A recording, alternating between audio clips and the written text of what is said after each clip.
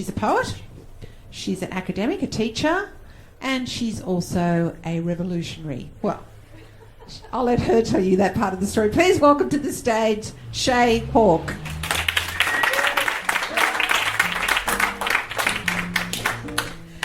It's probably the best introduction I've ever had. Thanks, Catherine. Okay, back to the revolutionary days of the peak of the Cold War, 1984. Joe Valentine for the Nuclear Disarmament Party has just been elected to the Australian Senate. It's a big day. Peter Garrett has been pipped at the post by somebody else, and he's probably still trying to get over that. And every peacenik, every left-wing something or other has been motivated to join the anti-nuclear cause, including Lisa and myself and our trusty friend Helen, who was living in Sydney at the time. So we were living in Canberra, which is, as you know, if you've heard my stories before, that's where we grew up. And we joined the Nuclear Disarmament Party after Joe Valentine got elected because the Nuclear Disarmament Party had an $80,000 election debt. And we had this great idea of how we could pay the debt off. And we went along to the Canberra branch of the NDP and had a chat to Michael Denborough, the founder. And we said we'd like to ride our bicycles from Sydney to Perth on a peace pedal to Perth and raise the money for the election debt that way. And by doing this, we'd mobilise every peace group between Sydney and Perth along the coast, and we'd sort of knit together a jumper of peace, and we were the red thread in that jumper. That's how we saw it. We weren't just going to save the Canberra election debt, we were going to save the whole world with our humble little bicycle ride. So we bought a couple of bicycles. They were state-of-the-art, 12-speed, really, really big stuff back in 1984. We wrote to the Sydney branch of the Nuclear Disarmament Party. We wanted to get on the agenda of their branch meetings so that we could get the support of the Sydney branch, and that's where Peter Garrett was hanging out with other people who shall remain nameless for now. So we rode our bicycles up to Sydney as a good little training run, but we weren't on the agenda.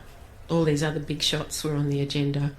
And just before the break in the meeting, because it was like an all-day meeting, because the first national conference of the Nuclear Disarmament Party was about to happen in Melbourne in a few weeks' time. So there was a lot of stuff happening, and little did we know there were more sinister things afoot. Anyway, the last guy to speak at the meeting before the break was this ultralight glider pilot called Dean Jeffries. Some of you might remember him. And he was well known for gliding into places like Pine Gap and Narunga and Woomera and North West Cape, and he noticed us with our bicycles, and we thought he was a bit of a spunk, and he thought Lisa was a bit of a spunk. She is. I've had a crush on her since 1975. Okay. So he came up to us and said, "Oh, look, I'll make sure you get put on the agenda." And so they gave us 2 minutes to give our spiel about our bike ride for peace that was going to pay off their election debt. It was going to be this grand national non-violent direct action thing, a big project of naivety, really. We had no idea, really, what we were up against. We were very idealistic then. Anyway, we set off from the Palm Sunday Peace Rally. I think it was in Hyde Park, and Helen was there to see us off. She was about the only one there to wave us bye-bye. Peter Garrett didn't come. And actually, I really haven't spoken much to him since. So we headed off, and look, there was a time when I knew every town between Sydney and Perth, and I could, rattle it off, by heart. But these days I get about as far as Bega. Big peace group in Bega and Malakuta. Malakuta, 20% of the town was in the peace group. 20% of the town also lived in mud brick houses. 20% of the town also smoked dope regularly. And I thought I might come back there to live after this bike ride. So we had a wonderful time with these. We were doing really quite amazing things. All these peace groups were organising picnics and soirees, and we were talking to school kids, and we were talking to community groups, and it really, we felt like we had a purpose. I think everyone in the party didn't think we'd really do this bike ride, or we wouldn't get very far. But we did. We got to Melbourne in time for the first and only Nuclear Disarmament Party National Conference. And when the Melbourne people discovered that we'd made it that far, they decided that we should open the conference, along with Peter Garrett, Joe Valentine and Michael Denborough. And we thought, oh, God, we were really grassroots young chicks doing the humble bicycle thing, not very good at the public forum like this, not at all. Little school groups, yeah, but nothing big. And we only knew the Dallas Brooks Hall as a venue for sherbet concerts, And we were going to ride our bicycles down the aisle. Anyway, we said no, we wouldn't ride the bicycles down the aisle, but we'd wheel them down. And there is a photo somewhere of Lisa and I and Peter Garrett and Joe Valentine and Michael Denborough opening that conference. And I don't remember what I said in that speech. Lisa isn't one for talking, but she is the other half of every story I tell. All I remember saying was, don't just dream it, do it. That's all I remember of that speech. Anyway, we stayed for the first day of the national conference, and we met all these people that we were going to stay with along the way, because we were being billeted by peace groups along the way. And if there wasn't a peace group, we'd just camp in the local camping ground, or we'd pull up on the side of the road and pitch our tent and cook up our veggie slops version 1 and veggie slops version 2 and veggie slops version 3. We got pretty sick of veggies. So, yeah. Our first port of call everywhere we went was the news agency, the local news agency. Now, look, 1985, because that's when we did this, there was no computers, no internet, no mobiles. It was snail mail, the odd telegram for emergency, or STD phone calls, So it was very basic communication stuff. But we had religiously written these press releases and sent them to the various peace groups to send out before we got there, so the news would be in the local paper. And it was very organised. We'd been organising it for months, and we'd come up with all these wonderful one-liner headlines and everything. So we always got straight to the news agency, and Lisa was the fitter one, and she always got there 5 kilometres before I did. And we got to the Warrnambool news agency. Well, she did. I got there 5 kilometres later, and she was inconsolable. She was in tears, she was white, she was really pissed off. And I said, what's up, mate? What's up? And she pointed to the, those little wireframes they had out the front of the newspaper shop with the latest headlines. And the headline read, NDP split. What the hell? We were riding for this party. We'd been to the conference. We'd bloody well opened the conference, and they'd split. Not only had they split, nobody had bothered to drive out and tell us, There we are on a bike ride, riding for our lives, riding to pay off this bloody election debt. The party's split, nobody's bothered to bloody well tell us. Yet we were shattered, weren't we? Absolutely slayed by our own people. And, what were we going to do? The people we stayed with that night had been at the conference, and they told us about some of the shenanigans. And as we travelled across the way, we knitted the whole story together from different people who'd been at that conference and told us what had happened. And people wanted to know who we were riding for now. And we said, well, look, we'll just ride under the umbrella of peace. And that got us into more trouble. There were peace groups that wouldn't talk to us anymore because we hadn't firmly said that we were NDP. And there were other people that said, oh, but you should have joined Panda. And it was just a big circus. Anyway, we had been getting some publicity, but the NDP split took all our publicity for a while. We got some publicity in Adelaide. We got a police escort into Adelaide, and we were on the national news in Adelaide, and we thought, this is great, we're going to hit that Nullarbor, we are going to rock the world, because the Nullarbor had only been sealed the year before, so prior to that it was a dirt road. And we had all the press stuff lined up to go out at the perfect right time. A couple of boys from the Bega Peace Group had decided to lift our morale, that they'd join us in a support vehicle. If only they'd spoken to us first, we could have told them not to bother. That's another story. Look, their intentions were good, but we'd been on the road for, about 2,000 k's at this time, and we were in a groove. We were in a groove with each other, and it was pretty hard, Dane, sharing a tent with her all that time, I can tell you. Anyway, we got to the Nullarbor, and I think the first station is Nundroo Roadhouse, and then it's Yalata, and then it's Nullarbor, and then it's Bordertown. And we started to hear about this bunch of Christians who were out there on the Nullarbor doing their Moses thing.